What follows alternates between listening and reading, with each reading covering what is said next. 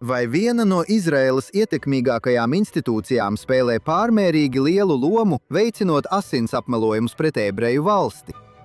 Harets apgalvojums, ka tas ir Izraēlas New York Times, vienmēr bija vairāk vēlme un iedomība, nevis realitāte. Taču pēdējos gados šis laikraksts ir pārgājis no opozīcijas balss pret valdības politikām, kurām tas iebilda, uz tādu pašu antisionistisku un antisemītisku nostāju pieņemšanu pret pašu valsti. Šodien raidījumā Think Twice mēs iedziļināsimies tajā, kas notika ar Hārets un kā tas un tā atbalstītāji sniedz aizsegu dažiem no ļaunākajiem ebreju nīdējiem pasaulē.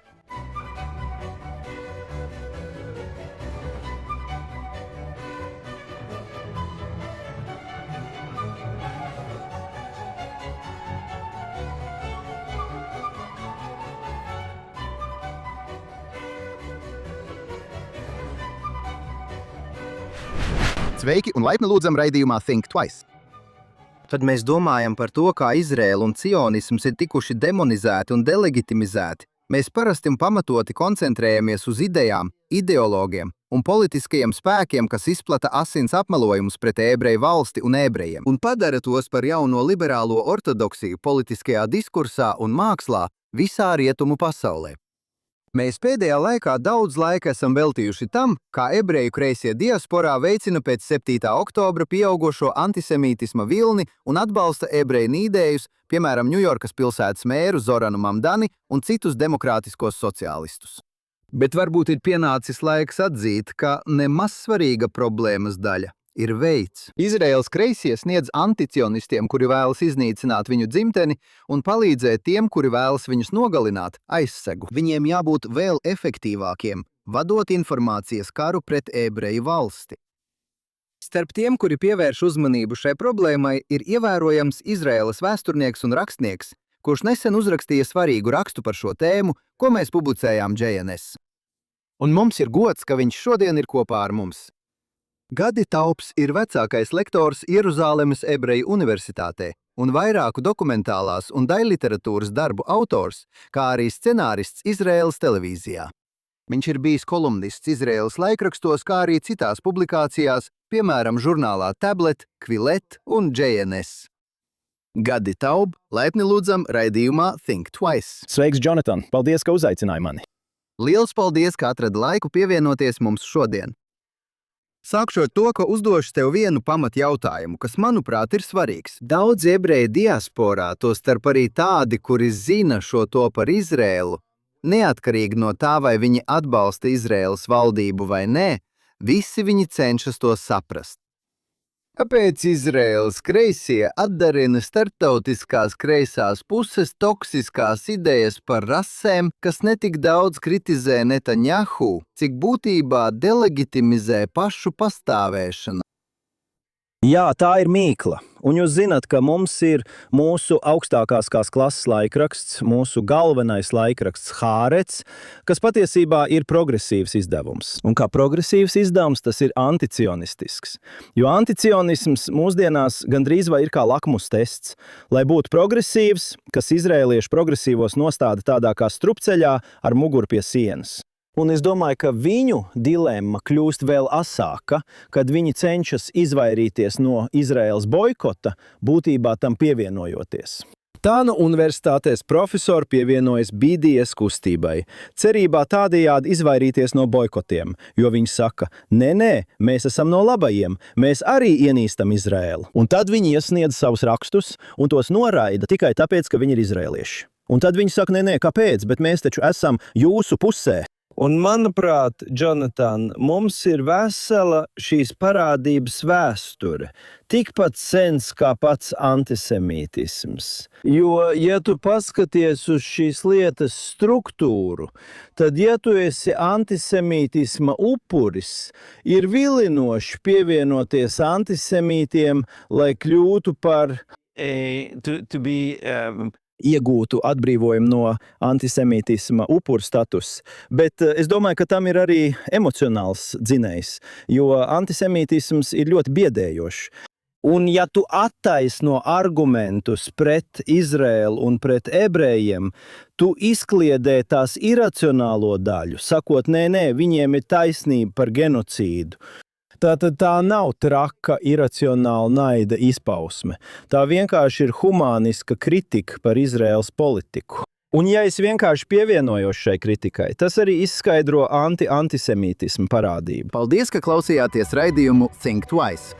Neatkarīgi no tā, vai klausāties mūs kādā no podcastu platformām, vai skatāties mūs tiešraidē Facebook, X vai JONS YouTube kanālā, lūdzu atzīmējiet patīk un vai abonējiet JONS, nospiediet zvaniņu, lai saņemtu paziņojumus un atstājiet mums labas atsauksmes. Tāpat papildus raidījumam Think Twice ir arī Jonatana Tobīna ikdienas podcasts, kurā es dalos ar jums ar jaunākajām ziņām un analīzi par nozīmīgākajiem jautājumiem, ar kuriem mēs šodien saskaramies. Jūs varat atrast šo ikdienas raidījumu ar nosaukumu Jonatana Tobina ikdiena JNS kanālā jebkur, kur klausāties podkastus. Un tagad atgriežamies pie šodienas programmas. Jā, es domāju, ka tas ir skaidrs. Bet ļaujiet man tikai precizēt uz brīdi, jo jūs zināt, es saprotu Pītera Bēnarta nostāju. Es domāju, esmu ar viņu debatējis. Es zinu, jūs zināt, es viņu mazliet pazīstu. Un lieta ir tāda, ka viņš var, jūs zināt, mainīt viedokli un pievienoties antisemītiem, lai būtu brīvs no antisemītisma. Bet viņš sēž Manhetenas augšrietumu pusē. Un jūs zināt, lai ko viņš domātu par Izraēlas likteni, tas neietekmē viņu vai citus cilvēkus, kuri balsoja par Zohru Mamdani, vismaz ne tieši. Bet jūs zināt, tas tieši ietekmē to cilvēku likteni, kuri dzīvo Izrēlā. Vai viņi nesavieno punktus starp to naidu, kas izpaužas saukļos no upes līdz jūrai, un faktu, ka viņi dzīvo starp upi un jūru? Jā, bet veids, kā viņi to attaisno, ir tāds, ka palestīnieši ir tādi paši kā mēs, un viņu nacionālās atbrīvošanās kustība, vai vismaz tā viņi to uztver, nav nacionālās atbrīvošanās kustība. Tā ir genocīda kustība pret ebrejiem. Bet ja viņi palestīniešus iedomājas kā mūs pašus, tad konfliktu var atrisināt. Tātad tas tevi nomierina. Tāpēc vainot sevi patiesībā ir veids, kā saglabāt cerību, jo ja tā ir mūsu vaina, tad to var labot. Mēs varam kaut ko darīt, lai visu salabotu.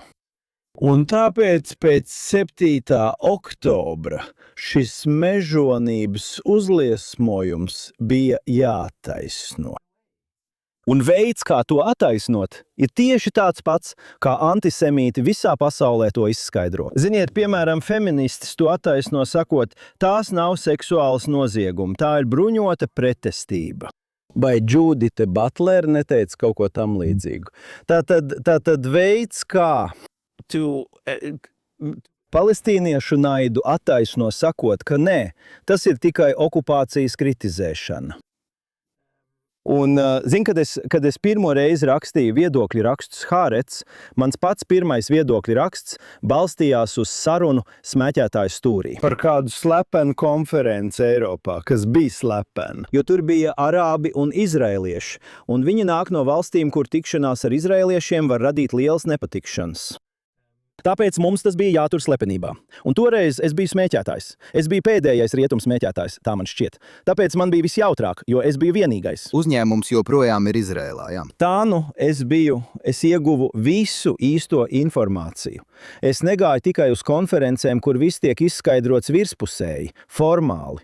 Es uzzināju īstās tenkas.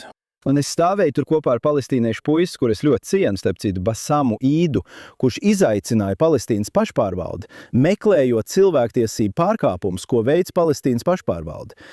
Un es teicu, toreiz es biju kreisā spārna pusē, un es teicu, jā, mums ir jāizbeidz okupācija.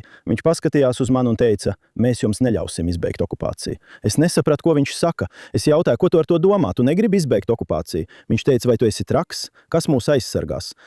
Ar to viņš domāja, ka viņš ir civilizēts cilvēks, kuram rūp cilvēktiesības.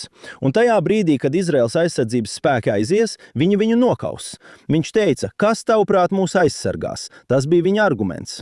Un tāpēc es uzrakstīju rakstu laikrakstam Hārets, kas viņiem sagādāja lielas bažas.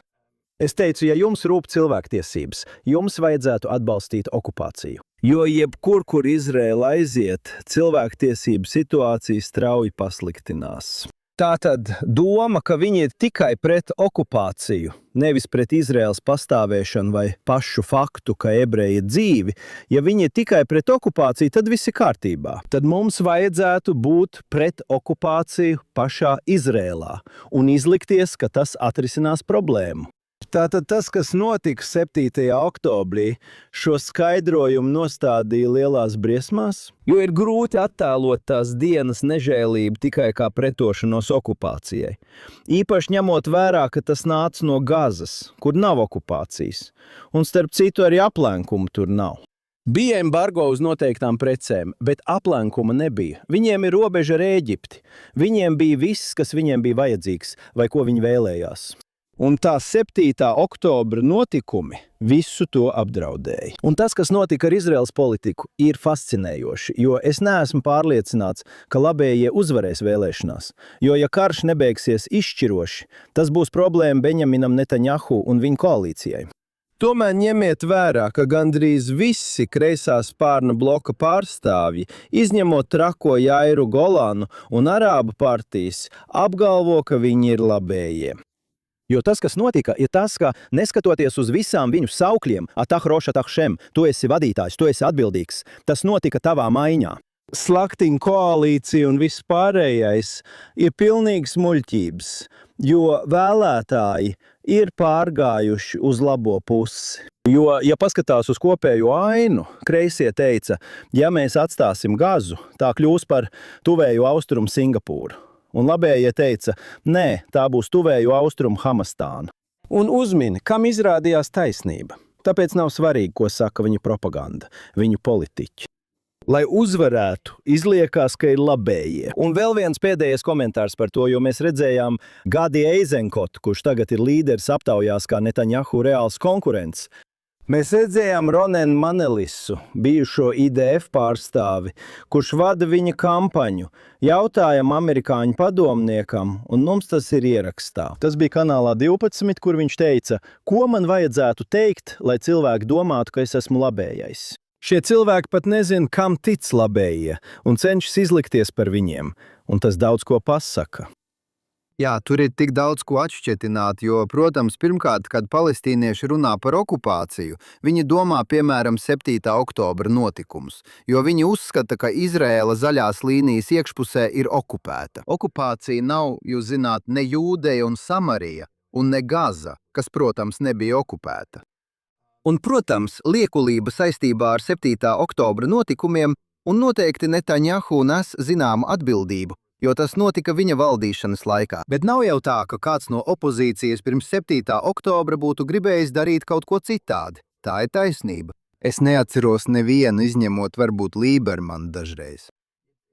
Izņemot tad, kad viņš patiešām varēja kaut ko izdarīt. Izņemot tad, kad viņš patiešām bija valdībā un varēja kaut ko darīt lietas labā. Es neatceros, ka kāds būtu teicis, pagaidi, ne tikai pārtrauksim viņus subsidēt, bet iesim atpakaļ un izdzīsim Hamas no Gazas. Neviens par to nebija. Tātad tur ir daudz liekulības. Bet kā jūs sakāt, pievērsīsimies pašam Hārets jautājumam. Pāris atrunas godīguma labad.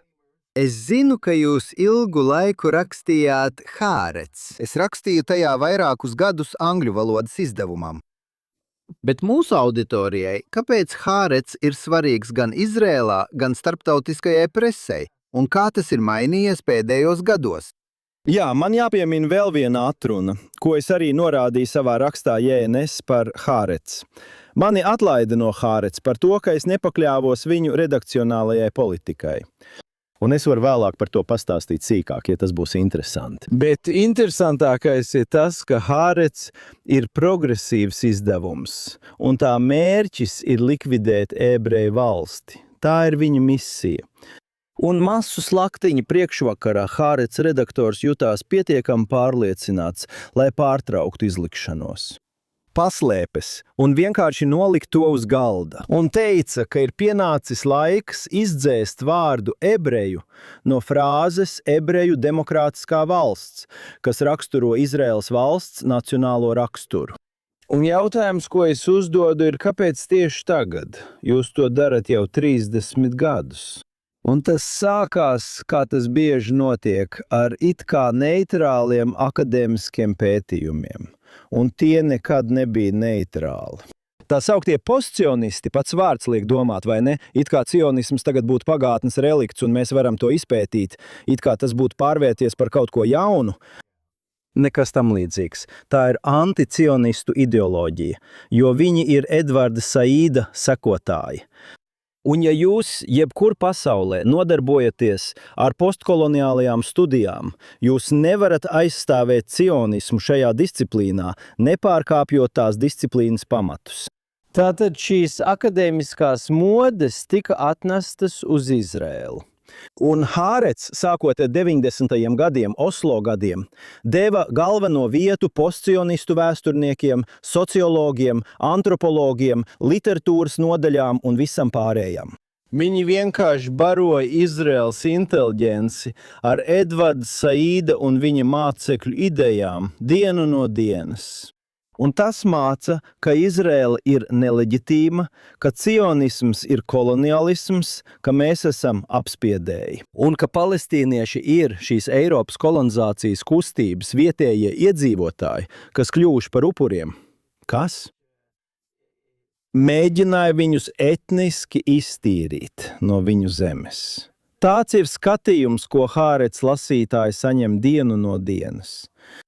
Un viņi to ietērpa, lai izvairītos no pārāk spēcīgas savas auditorijas šokēšanas. Viņi to ietērpa okupācijas kritikā, vienlaikus pastāvīgi mājot, vai bieži vien arī sakot, ka okupācija ir cionisma turpinājums un cionisma būtība. Un tādējādi Izraela būtībā ir apartheid projekts. Un tas ir bijis, un tas sākās ar literārajiem un grāmatu pielikumiem. Un tas bija, ziniet, tā bija kā nepārtraukta intravenoza pilināšana. Tajā bija iekļauts arī dzejnieks vārdā Jicaks Laurs, kurš starp citu rakstīja citā vietā, bet viņš bija šī pārsteidzošā dzejoļa autors par to, kā mēs izmantojam palestīniešu jauniešu asinis savā macā. Ziniet, tas ir kā visvulgārākie, rupjākie, prastākie, pretīgākie asiņu apmelojumi. Un šis ir tas cilvēks, kurš ir viņu galvenais grāmatu recenzents nedēļas nogalēs – Jicaks Lau. Viņš arī uzrakstīja rakstu, kas, manuprāt, tika noraidīts žurnālā London Review of Books, jo bija tik ekstrēms. Katras Izraēlas aizsardzības spēku lodes, uz katras bija palestīniešu bērnvārds. Tātad šie ir cilvēki, kuri recenzē grāmatas šim vadošam laikrakstam. Un tas iesūcās, un es to vēroju jau ilgu laiku, jo 1997. gadā uzrakstīja grāmatu pret cionismu. Un tie bija cilvēki, ar kuriem es strīdējos. Cilvēki, kas raksta laikrakstā Hārets, un tā es viņus iepazinu. Es biju jauns, tajā laikā vadīju bērnu televīziju, un es rakstīju īsos stāstus un citas lietas, bet man arvien vairāk saniknoja tas, kā viņi cenšas graut cionismu. Un kad es uzrakstīju grāmatu, cilvēki man teica, kāpēc tas ir svarīgi? Tas notiek kaut kur akadēmiskās nodaļas malā, nevienam tas nerūp, bet idejām ir nozīme. Un tas, kas sākas akadēmiskajā vidē, pēc tam tiek tulkots un popularizēts augsta līmeņa laikrakstos. Un tad kļūst par pamatu viedokļu rakstītājiem.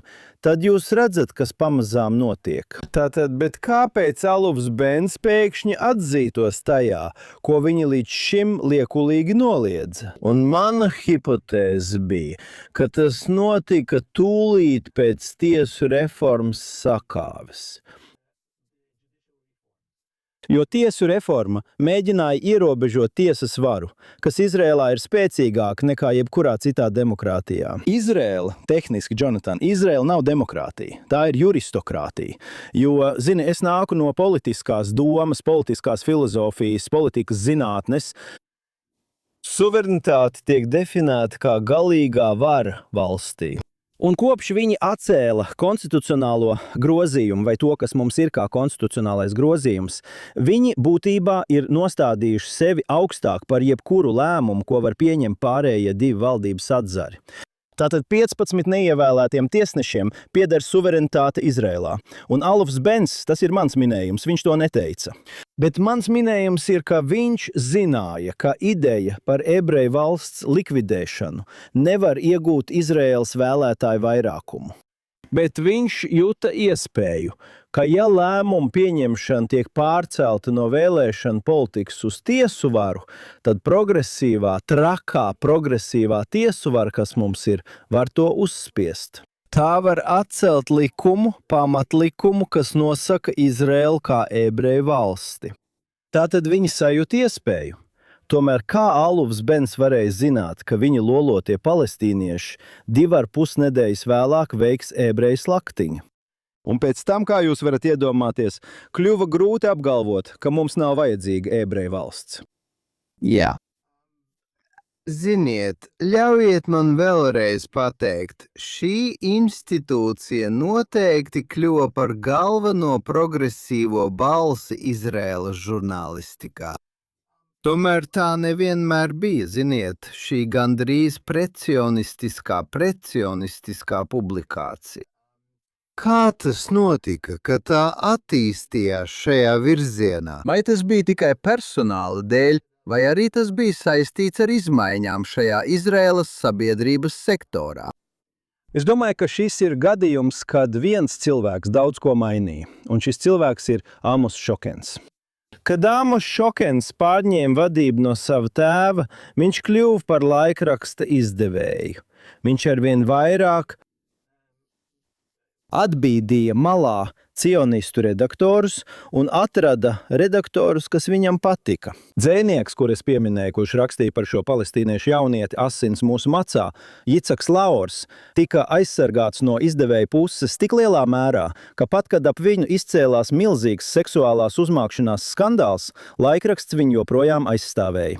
Un vienkārši izslēdz komentārus pie viņa rakstiem, lai nesaskartos ar savu lasītāju dusmām. Tātad Amos Šokens būtībā pakāpeniski mainīja laikraksta nostāju šajā virzienā. Un tad tas pārgāja no kultūras un grāmatu sadaļām uz viedokļu lapām.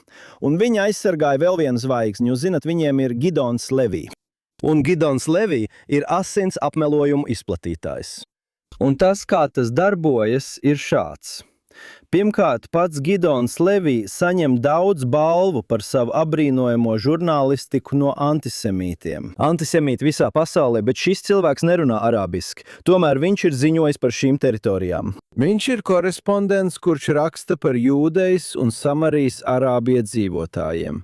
Un pēdējos 40 gadus, kopš viņš ieņem šo amatu, viņš paļaujas uz tulkojumiem. Un es mēdzu ar viņu strīdēties kādā diskusiju panelī, toreizējā 10. kanālā. Un es mēdzu viņu ķircināt un teicu viņam, zini, kāda ir problēma, Gidon? Tavi tulkotāji tevi muļķo jau 30 gadus. Bet tas nebija tikai joks, jo es nezinu, vai viņš pats ticēja saviem stāstiem, bet tas stāsts, ko es pieminēju rakstā, saucās ēzeļa procedūra. Pareizi. Un saskaņā ar šo stāstu viņš teica, ka Izraēlas aizsardzības spēku robežu policija piesien arābus aiz kājām pie ēzeļa un tad liek ēzelim rikšot, līdz nabaga palestīnietis ir miris. Un viņš teica, ka tā ir procedūra, un viņš to balstīja uz vienu gadījumu. Un acīm redzot, visi, kas pārbaudīja šo faktu, nevarēja atrast neko, kas pierādītu, ka tas tiešām tika darīts. Patiesībā ģimene gribēja, lai viss tiek noklusēts, jo es negribu sāpināt jūsu klausītājus un skatītājus, izskaidrojot, kā šis vīrietis sapinās ar ēzeli. Es tikai pateikšu, ka viņa ģimene nevēlējās, lai šī informācija nonāktu atklātībā. Tāpēc, kad tas tika Apspriests, izmantojiet savu iztēlu, skatītāji. Tieši tā. Hārets par šo stāstu neatvainojās. Tas bija viņa žurnāla pirmajā lapā. Tas bija visos pasaules medijos. Un viņi to nekad neatsauca, pat pēc tam, kad tika pierādīts, ka tā ir meli. Tātad, ja jūs domājat, ka Hārets ir ziņu organizācija, jūs kļūdāties. Tā ir progresīva propagandas organizācija. Un es par to pateikšu vēl ko vairāk, jo, ziniet, vienmēr ir diskusija par labējiem un kreisajiem. Jā, mediji ir tendenciozi abās pusēs. Protams, tie ir tendenciozi abās pusēs. Bet kreisie ir ieguvuši sev atļauju melot. Un šī atļauja nāk no postmodernās dienas kārtības akadēmiskajā vidē. Jo, ja jūs apvienojat radikālu epistemoloģisko skepticismu, kas saka, ka fakti neeksistē, ar morālo absolūtismu, kas apgalvo, ka jūs precīzi zināt, kurai pusē ir taisnība debatēs, tad jums ir pasaule, kurā pastāv tikai stāstījumi, nav patiesības. Un tad jūs vienkārši veidojat tādu stāstījumu, kas veicina taisnīgo lietu, kurai jūs ticat. Un tā tas ir. Žurnālisti nevienmēr saprot teoriju, bet viņi no savas organizācijas saņem vēstījumu, ka viņu uzdevums ir novest lasītāju pie pareizā secinājuma, nevis informēt lasītāju, lai viņš pats nonāktu pie savu secinājumu. Aktīvisms, nevis žurnālistika. Tieši tā, tātad tas ir aktīvisms, nevis žurnālistika. Protams, ir iespējams būt Netanjahu valdības kritiķim. Ticēt, domāšanas veidam, kas noveda pie Oslo vienošanām, dažādiem centieniem apmainīt zemi pret mieru ar palestīniešiem, ko daži Amerikas politiķi mēģina atdzīvināt, lai gan tam nav īpaši daudz atbalsta. Kā jūs norādījāt, Izrēlā tam ir ļoti maz atbalsta acīmredzamu iemeslu dēļ. Un to visu darīt, nepieņemot šos antisemītiskos asins apmelojumus. Bet kāpēc ir tā, ka daži kreisie, kā arī cilvēki ārzemēs, ir atteikušies no šīs atšķirības un pārkāpuši robežu, pārējot uz nostāju pret cionismu un pret Izraēlas kā ebreju valsts pastāvēšanu? Un es domāju, īpaši runājot par, Hārets galveno lasītāju loku, to vienu, cilvēki, kas dzīvo Ziemeļtelavivā, vai vecajā Izraēlas sabiedrības sektorā. Kas sev piedēvē, ja neviens cits to nedara? Valsts izveidošanu un tik daudz paveikto agrīnajos izdzīvošanas karos. Kā šī grupa pieņēma mūsdienu starptautisko antisemītu etosu? Es domāju, ka daļa no skaidrojuma slēpjas tajā, ko mēs apspriedām šīs sarunas sākumā. Ironiskā pretlīdzekļa antisemītismam ir anti-antisemītisms. Ja tu attaisno anti-antisemītu argumentus, šķiet, ka tas izkliedē to iracionālo biedējošo daļu. Bet, mēs tagad dzīvojam sagrozītā morālajā pasaulē, kur pareizā un nepareizā, ļaunuma un tikuma idejas ir aizstāts dihotomiju starp vareno un bezspēcīgo. To viņi paņēma no marksisma un pārcēla uz kultūras marksismu. Un ja tu esi vājš, tu esi pareizajā pusē. Un ja tu esi spēcīgs, tad tu esi nepareizajā pusē. Un tā upura loma kļūst par tikumu. Un, kad tu izveido šādu pasaules uzskatu, rezultāts ir tāds, ka vājie pilnībā tiek atbrīvot no jebkādiem morāliem pienākumiem. Un tāpēc, ja viņi izvaro tavas meitas, tā ir tava vaina. Šī tā vieta, šī. Rietumi ar postmodernismu, postkoloniālajiem pētījumiem, dzimtes feminismu un visu pārējo. Vara paradigmas, jeb vājā un stiprā dihotomija ir attīstījusi trūkums savā imūnsistēmā. Un šis trūkums nedarbojās tikai Gazā. Tas darbojas arī Eiropā, kur jūs attaisnojat izvarotāju bandas, kur jūs attaisnojat vardarbību pret gejiem, jo svētais cits nav atbildīgs ne par ko. Un viss, ko viņi dara, ir mūsu vaina. Viss, ko viņi dara, tiek attaisnots ar to, ka viņi ir kolonialisma upuri. Un šeit rietumi kļuva izlutināti un apsēsti ar savu sirdsapziņu. Un veids, kā attīrīt savu sirdsapziņu, ir vainot pašam sevi. Un tam ir savāds pavērsiens, jo, ja paskatās uz Vāciju, piemēram, kur tas ir visredzamāk, kāpēc vācieši, īpaši vācu kreisie, ir tik uzstājīgi attēlojot Izraēlu kā jaunos nacistus? Jo padomājiet par loģiku. Tas atbrīvo viņus no nacistu vainas, un ja ebreji ļauni, varbūt tad mēs nemaz nebijām tik slikti. Varbūt tam, ko mēs darījām, bija kāds attaisnojums. Un kad tu zaudē savu vērtību sistēmu, savus priekšstats par labo ļauno, un kļūsti atkarīgs no pašpārmetumiem kā morāls attīrīšanās formas, tu zaudē morāli. To es iemācījos no sava tēva, kurš mēdz teikt, sargies no paštaisniem morālistiem, jo morāla izrādīšanās ir pretstats tam, kad esi morāls. Un to var redzēt visur, jo, zini, amerikāņu ebreji tagad saskaras ar reālām briesmām. Un tas bija apmēram pirms 10 gadiem, kad Tuvējo austrumu mediju pētniecības institūts apkopoja atvērto avotu izlūkošanas materiālu apkopojumu no YouTube ar imāmiem Ziemeļamerikā, kuri sludina traku antisemītismu.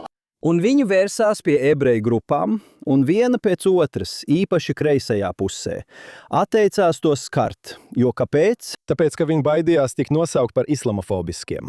Tātad priekšstats par savu morālo tēlu kļūst svarīgāka par savu morālā pienākumu pildīšanu, kas ir tava atbildība pret savu kopienu. Ja esi rabīns, tavs darbs nav izpatikt progresīvajai elitei. Tavs uzdevums ir aizsargāt savu draudzi.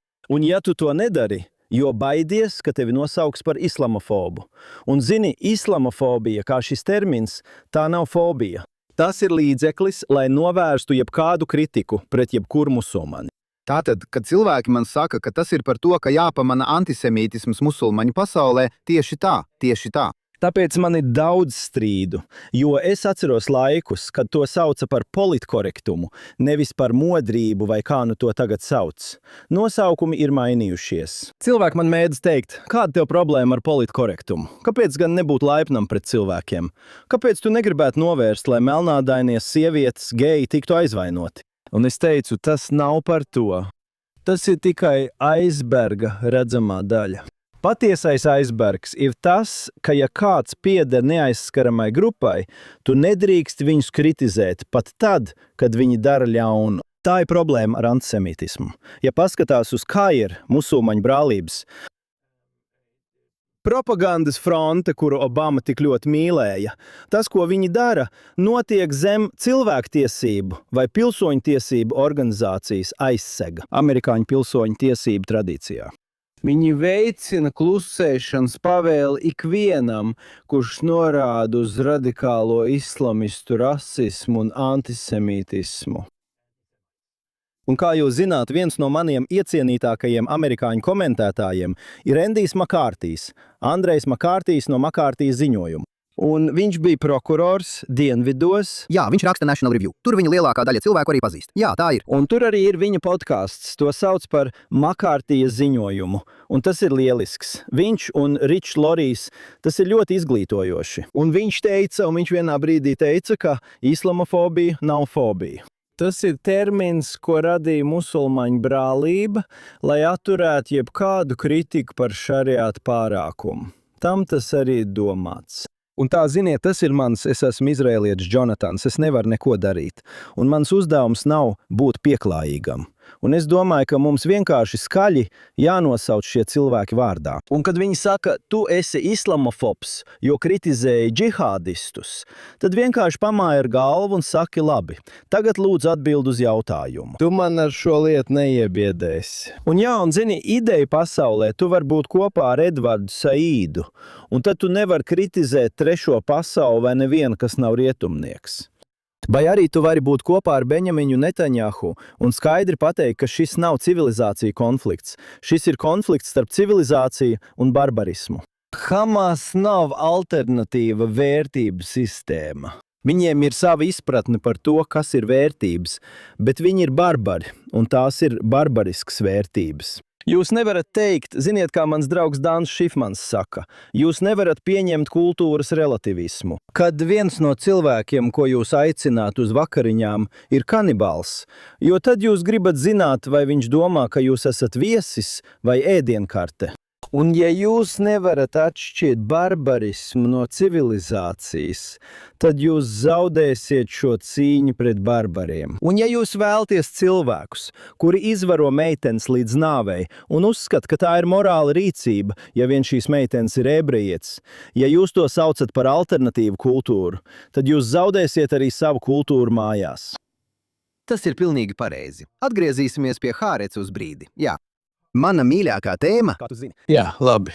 Haaretz apgalvo, ka ir Izraēlas New York Times. Protams, New York Times vairs nav gluži tas pats laikraksts, kas pirms 50 vai 60 gadiem, kad tas patiešām bija galvenais autoritatīvais laikraksts. Kā saka Andrew Klavans, bijušais laikraksts New York Times. Pareizi. Tagad tam ir, ziniet, 95% kreisi liberāla lasītāja auditorija. Tas ir nišas izdevums, lai gan acīm redzami tāds, kas ir gan ietekmīgs, gan diezgan ienesīgs, jo tā ir ļoti izdevīga niša Amerikas Savienotajās valstīs.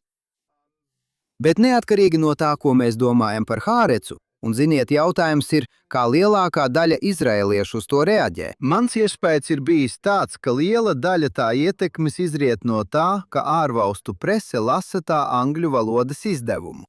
Bet ko lielākā daļa izraēliešu domā par tādiem kā Gideons Levī vai par viņu žurnālistes Amīras Hassas ziņojumiem, ziniet, kura ir viņu korespondente Gazā, viņu Gazas propagandiste, lai minētu tikai 2 izteiktus piemērus no viņu darbiniekiem.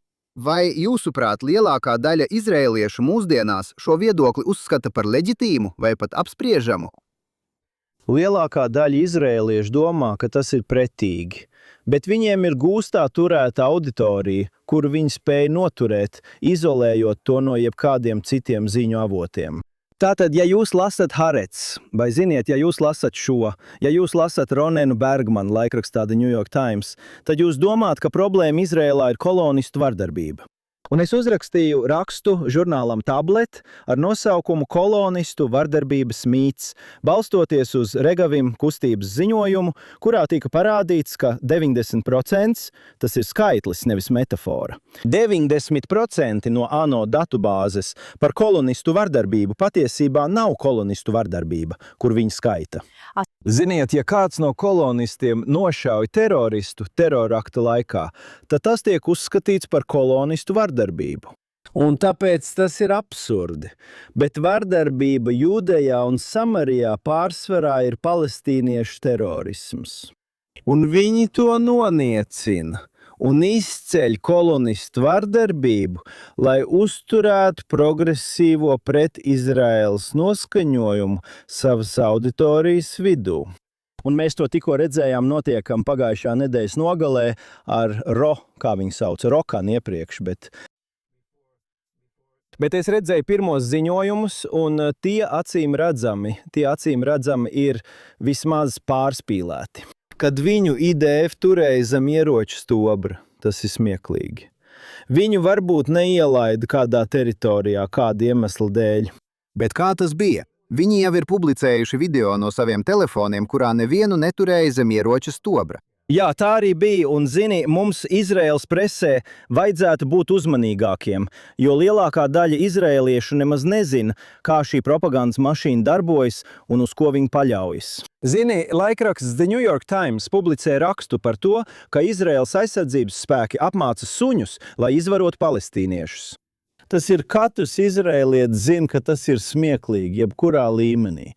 Bet The New York Times atsauc uz Hamas atbalstītājiem. Un neviens, un zini, Hamas nekad nemelo, kā mēs zinām. Kāpēc gan viņiem to darīt?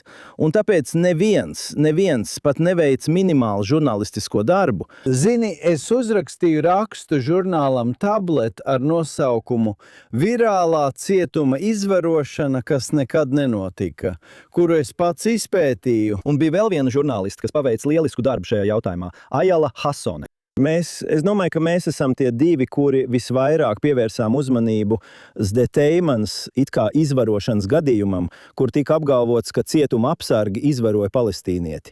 Un zini, ja tu vari paskaidro mazliet vairāk mūsu auditorijai, kas varbūt nav sekojuši tam tik cieši. Es būtu priecīgs, ka daži no viņiem nav tikuši indoktrinēti ar šo pretīgo stāstu.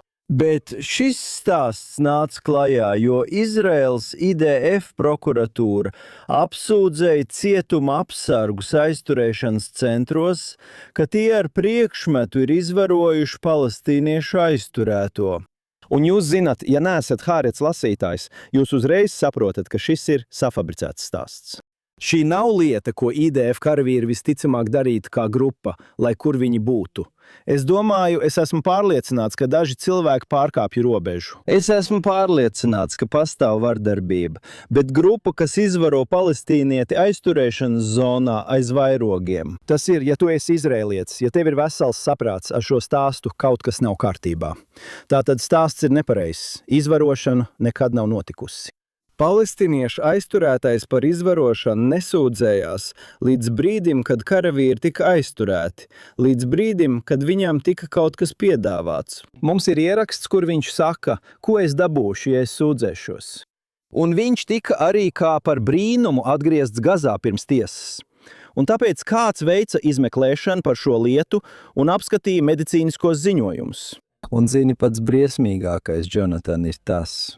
Armijas prokuratūra zināja, ka tai nav nekāda pierādījuma apsūdzībai izvarošanā, kad viņi arestēja karavīrus, un nopludināja presē informāciju, ka tas bija seksuāls noziegums.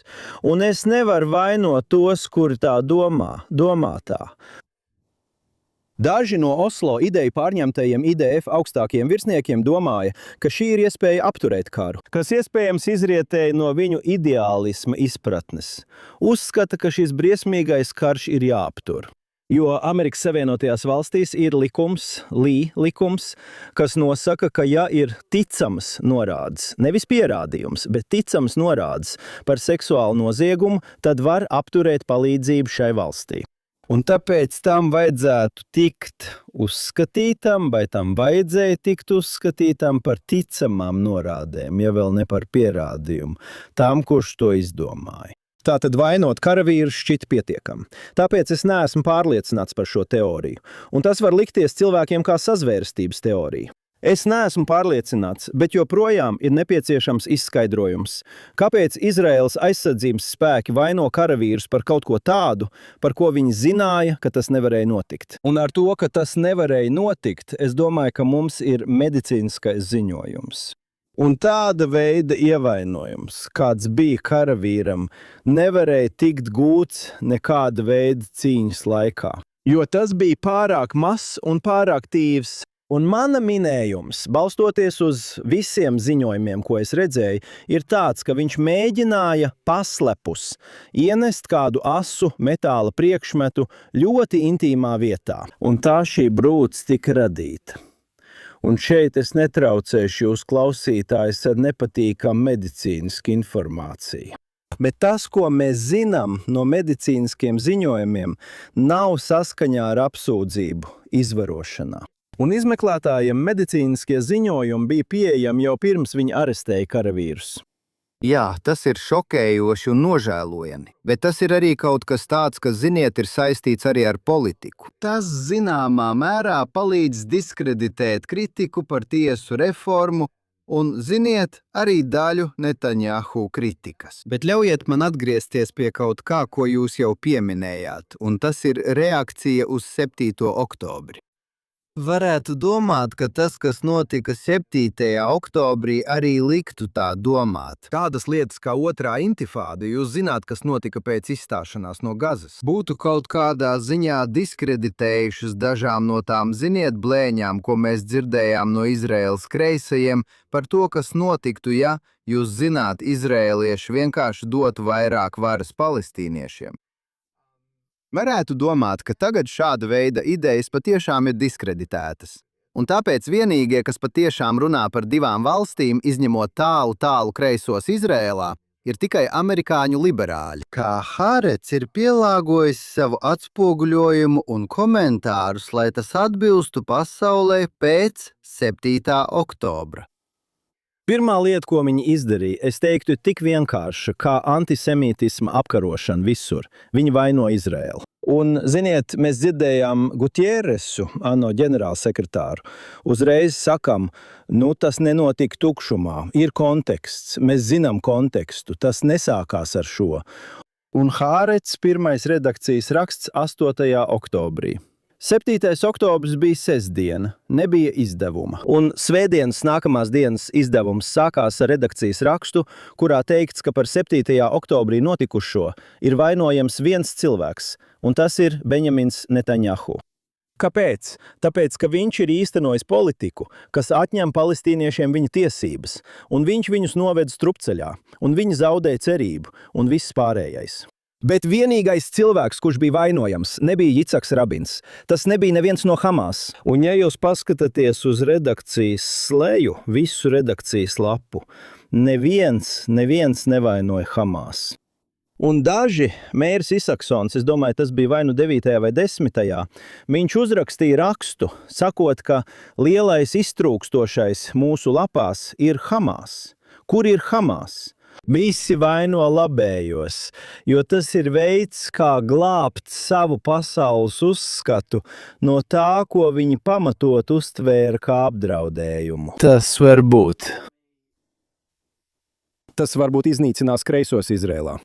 Un viņi būtībā pakāpeniski pielāgoja savu toni, Bet kopš tā laika kolonistu vardarbība kļuva par galveno jautājumu. Žīdu vainošana kļuva par vienīgo veidu, kā glābt Palestīnas valsts ideju no pašu palestīniešu nežēlības. Un es nezinu, kas notiks ar šīm vēlēšanām. Ir daudz kreiso partiju, kas izliekās pa labējām, un kreisais bloks vēl joprojām var uzvarēt vēlēšanās. Bet kreisie neatgūsies, jo Izraēla vairs neatbalstīs Palestīnas valsti. Un zini, Izraēlas nicinātajiem visu laiku ir bijusi taisnība.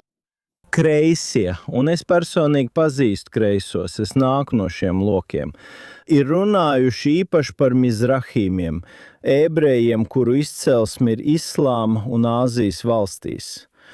Viņi teikuši, viņi ir primitīvi, zini, viņi ienīst arābus, jo ir rasisti. Un šie cilvēki nāca no arābu valstīm un teica, nē, jūs nesaprotat arābus. Jūs rietumos vienkārši nesaprotat. Mēs dzīvojām viņu vidū. Mēs zinām, ka tas beigsies slikti, un tā arī notika. Es biju Oslo procesa atbalstītājs, un es biju pārliecināts, tāpat kā pārējie kreisie, ka, kad palestīniešiem būs sava valsts, tad viņi tiks pieņemti nāciju ģimenē, un tad viņi sniegs mums roku, un mēs sniegsim viņiem roku mierā. Un ir kaut kas, zini, kreisajos, kas neciena tos citus, kurus viņi turpina apbrīnot. Obamas atbalstītāji var klausīties, kā Irānas mūlas saka, ka grib nodedzināt Ameriku, un viņi teiks, nē, viņi to patiesībā nedomā. Viņi vienkārši zina, viņi vienkārši ir upuri. Un šis ir augstprātīgs skatījums, kurā tu vispār neuztver nopietni cilvēkus, kurus tu aizsargā. Jā, viņiem vispār neatstāja nekādu rīcības brīvību, jā? Tieši tā. Un tāpēc viss ir atkarīgs no mums. Un tad tas ir ļoti mierinošs skatījums, jo tad visu var labot. Bet ir pienācis laiks, kad mums šos cilvēkus jāuztver nopietni, viņi ir nopietni, un Irāna, ja tai būs bumba, tā to izmantos. Jo, ja paskatās uz ētosu, ziniet, mēs sakam šītu pašnāvnieks, spridzinātājs, jo šītu ticībā pašnāvības moceklība tiek godāta. Un ja paskatās, ja šī ir kultūra, kas apbrīno pašnāvniekus spridzinātājus, kāpēc lai tā neapbrīnotu to pašu nacionālā mērogā? Kāpēc, ja tā tic, ka pienāks pasaules gals? Kad būs pēdējā cīņa starp labo un ļauno, starp šītiem un pārējo cilvēci, kurā viņi uzvarēs, kāpēc lai viņai neizmantot pasaules gala ieroci, ja tas viņiem ir? Vismaz, Jonathan, mums vajadzētu apsvērt, ka viņi domā nopietni, kad saka, ka viņu mērķis ir noslaucīt Izraēlu no zemes virsmas. Ja tas ir tavs galvenais mērķis un tev ir kodolierocis, kāpēc lai tu to neizmantotu? Tāpēc tas, kas notika pēdējos mēnešos saistībā ar karu pret Irānu, ir izšķiroši svarīgs Izraēlas izdzīvošanai un arī pasaules mieram. Jo ja JCPOA, Obamas kodolvienošanās, satur saulrieta klauzulas, kas beidzās 2030. gada beigās, un pēc tam viņi var iegūt bumbu ar drošības padomes garantiju. Viņiem būtu garantēts, ka viņi iegūst bumbu. Tieši tā, apturiet viņus no tā iegūšanas. Un ja viņi to izdarītu, kā tu domā, ko darītu viņu kaimiņi? Ko Saūda-Arābija darītu ar visu savu naudu, ja neiegādātos līdzīgu atturēšanas ieroci? Tātad, ja viņi iegūtu atombumbu, viss tuvie austrumi kļūtu kodola ieroču reģions. Un tad, ziniet, šajā reģionā ir pietiekami daudz fanātiķu, lai tas apdraudētu visas planētas līdzsvaru. Jā, tagad jūs savā JNS rakstā, ko mēs publicējām, atzīmējāt, ka daži amerikāņu liberāļi ir pārstājuši sekot Harrisa piemēram. Jūs minējāt, ka Jeffrijs Goldbergs, žurnāla The Atlantic redaktors, ziniet, viņiem netic, un tas jau ir daudz, jo viņš parasti ir diezgan lētticīgs. Bet liela daļa starptautisko mediju joprojām tiek uzskatīti par autoritatīvu balsi, pat ja tagad uz tiem biežāk atsaucas tādi kā Kendisa Wenza un citi, ziniet, neonacisti. Bet vai tas nav tā, kā jūs iepriekš minējāt, ka tas, kas pirms 30 gadiem tika uzskatīts par marginālu, tagad ir kļuvis par dominējošu viedokli?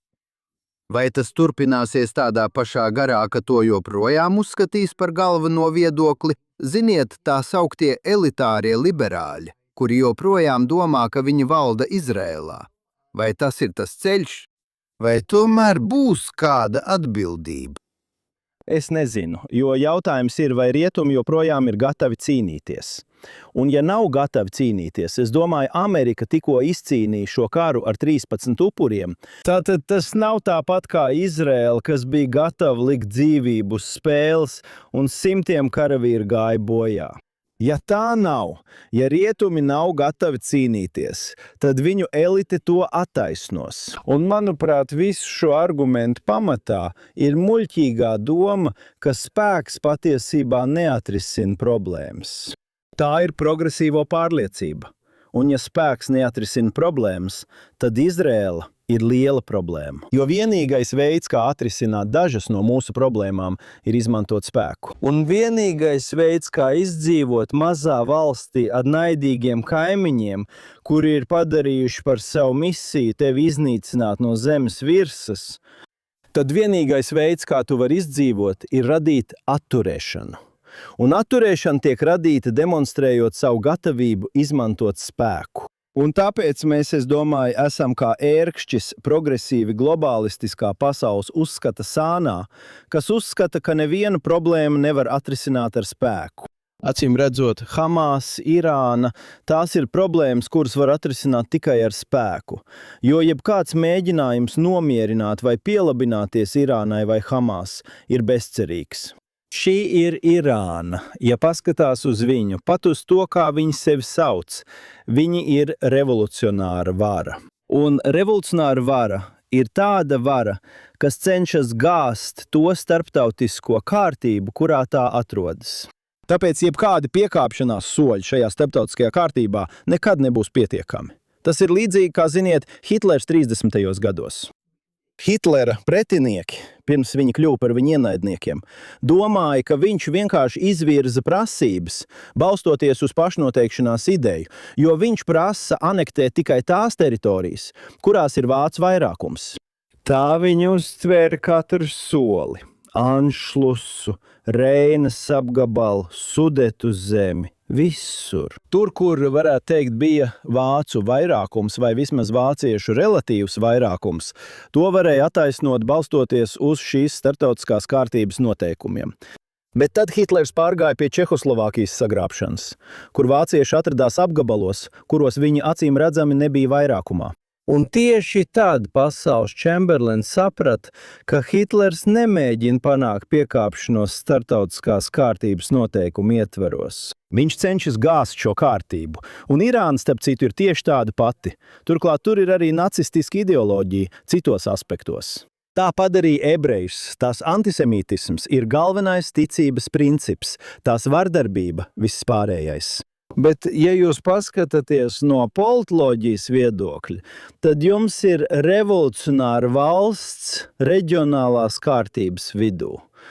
Un ja jūs pētāt, ko tā dara, tā nemēģina pieprasīt kompensāciju par nodarīto kaitējumu.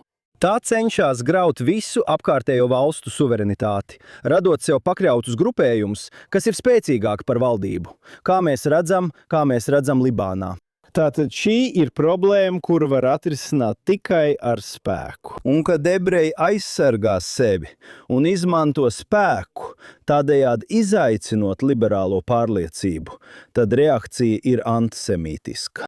Jo tās rietumdaļas, kuras ir morāli degradējušās, nespēja pieņemt domu, ka dažreiz ir jāizmanto spēks.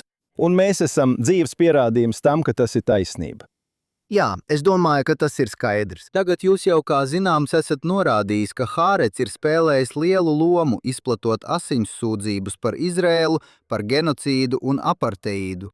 Es domāju, jautājums ir tāds, un pat no saviem kontaktiem tur es neesmu pārliecināts par to, vai izdevēji, redaktori un žurnālisti, kas tur strādā, saprot, kādu kaitējumu tas nodara ne tikai Netanjahu, Izrēlai, kas viņiem nepatīk, bet arī veicina antisemītismu, kas ir vērsts pret viņiem pašiem. Es domāju, viņi to var sajust, ja dodas uz ārzemēm, vai arī, ja domā par to, kas notika 7. oktobrī. Kā šī dinamika darbojas? Viņi iedomājas kaut ko citu. Viņi uzskata, ka Izraēlas kritika ir pamatota un ka viņu uzdevums ir atradināt Izraēlu no tās etnocentrisma, militarisma un vardarbības.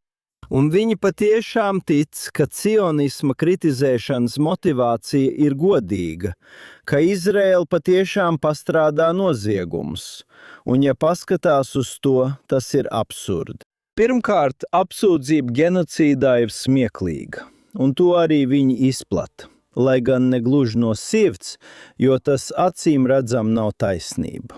Bet ja paskatās uz civiliedzīvotāju un kaujinieku nāves gadījumu attiecību, tad šī attiecība ir viszemākā, jebkurā mūsdienu kardarbībā pilsētvidē, vienmēr. Tātad Izraēla pieliek unikālas pūles, lai nekaitētu civiliedzīvotājiem. Tikmēr Hamasa dzen civiliedzīvotājus ugunslīnijā un slēpj savus karotājus, savus teroristus aiz civiliedzīvotājiem, lai radītu šos zaudējumus Izraēlas tēlam. Un tas tiek uzskatīts par genocīdu. Vai esat dzirdējuši par genocīdu, kurā iedzīvotājus evakuē uz drošām zonām, lai novērstu viņu ievainošanu? Kur Izraēlas aizsardzības spēki ienaidniekam sniedz humāno palīdzību, tas ir absurdi. Kad Amerikas Savienotās valsts un tās koalīcija izlēmīgi vērsās pret ISIS, tādās vietās kā Mosula vai Raka, kaujinieku un civiliedzīvotāju nāves attiecība bija no 7 līdz 9 civiliedzīvotājiem uz katru kaujinieku. Un viņi nolīdzināja veselas pilsētas līdz ar zemi. Mēs, kas esam visuzmanīgākā armija kara vēsturē, lai neradītu blakus zaudējumus un nesavainotu cilvēkus, kas nav kaujinieki, tiekam apsūdzēti genocīdā. Un tie paši cilvēki ir gatavi pievērt acis uz slepkavniecisko režīmu Teherānā, kas nokauj savu pašu iedzīvotājus. Tas nav morāls kritērijs. Tie ir dubultstandards, standarts, kas tiek vērsts pret ebrejiem, un tikai pret ebrejiem. Jā, es domāju, ļauj man vēl vienu soli tālāk paskaidrot. Mans jautājums ir, vai Hārets izdevējs, redaktors un visi pārējie tur, vai viņi tic, kā Pēteris Bēnards saka, ka viņš tic 2 tautu valstī? Tas proti, ka Izraēlai nav jābūt ebreju valstī, ka ebrejiem var nebūt suverenitātes, un viņi joprojām var izdzīvot Izraēlas zemē. Ziniet, tas ir kā vecais Vudija Alena joks par lauvu un jēru, kas guļ viens otram blakus, un ziniet, jērs daudz negulēs. Vai viņi tiešām tam tic? Daži no viņiem acīm redzot tiešām tic. Citi domā, ka viņi vienkārši pazudīs, kad būs atbrīvojuši ebrejus no viņu etnocentrisma vai kā tam līdzīgi. Daži tic valstī bez nacionālas piederības, tādai kā tīrai demokrātijai. Viņi to sauc par visu tās pilsoņu valsti, kas ir absurdi, jo mēs jau esam visu tās pilsoņu valsts.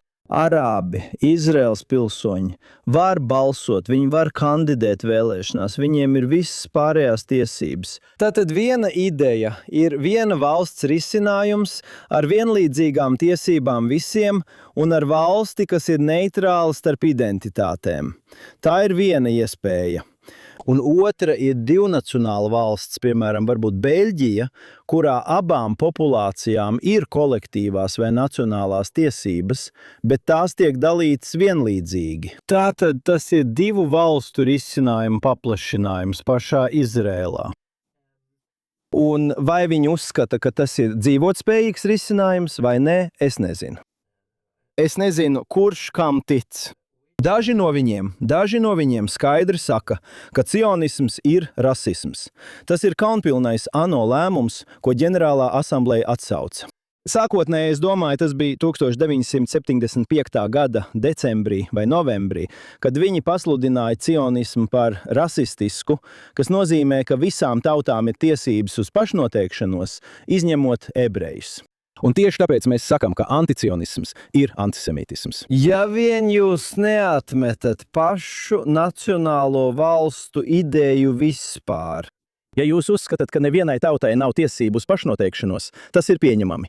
Bet ja jūs domājat, ka palestīniešiem ir šīs tiesības, bet dažiem ebrejiem nav, tad jūs esat antisemīts. Ja visām tautām ir tiesības uz pašnoteikšanos, izņemot ebrejus, tad tas ir antisemītisms. Nevis pēc maniem stingrajiem uzskatiem, bet pēc Āmosa Oza, Izraēlas kreiso apustuļu vārdiem, kurš to teica. Ja jūs izslēdzat ebrejus no pašnoteikšanās tiesībām, kas nozīmē, ka esat anticionists, tas nozīmē, ka jūs esat antisemīts. Jā, es domāju, ka tā ir ļoti svarīga patiesība, ko vajadzētu atkārtot. Manuprāt, tā ir neapstrīdama patiesība. Gadi, liels paldies, ka šodien pievienojies mums. Vai vari pastāstīt mūsu klausītājiem un skatītājiem, kā viņi var sekot tavam darbam? Jā, mums ir podcasts, Maiks Durants un es. Mēs to saucam par Tablets Israel Update. Tātad, ja jūs meklēsiet Maiku Duran un Gadi Taub, jūs to visticamāk atradīsiet. Es laiku pa laikam rakstu dažādiem izdevumiem. Man ļoti patīk rakstīt JNS. Un, ja jūs runājat ivritā, man ir vesels podcastu kanāls ivritā, ko sauc par Gatekeepers from Eretz Israel. Un es ar lepnumu varu teikt, ka man bija pirmā intervija, ko Benjamins Netanjahu sniedza kopš kara sākuma. Tas bija 25. martā, man bija 1 un 10 minūtes. Tā joprojām ir pieejama mūsu Israel Update kanālā ar ivritā valodu un angļu subtitriem, ja jūs interesē. Tas ir lieliski. Un es iesaku mūsu lasītājiem sekot jums un klausīties šos podkastus. Mēs arī vēlamies pateikties mūsu auditorijai. Lūdzu, atcerieties klausīties Jonatana Tobina ikdienas izdevumu katru dienu, kuru varat dzirdēt jebkur, kur klausāties podkastus. Un neatkarīgi no tā, vai klausāties mūs kādā no tiem, vai skatāties mūs tiešraidē Facebook, X vai JNS YouTube kanālā, lūdzu atzīmējiet patīk un vai abonējiet JNS. Nospiediet zvaniņu, lai saņemtu paziņojumus un sniedziet mums labas atsauksmes. Lūdzu, rakstiet mums uz thinktwice@jns.org un paziņojiet, kur jūs klausāties vai skatāties šo raidījumu un ko par to domājat. Un atcerieties, turpiniet lasīt un domāt patstāvīgi. Un tiksimies atkal nākamnedēļ.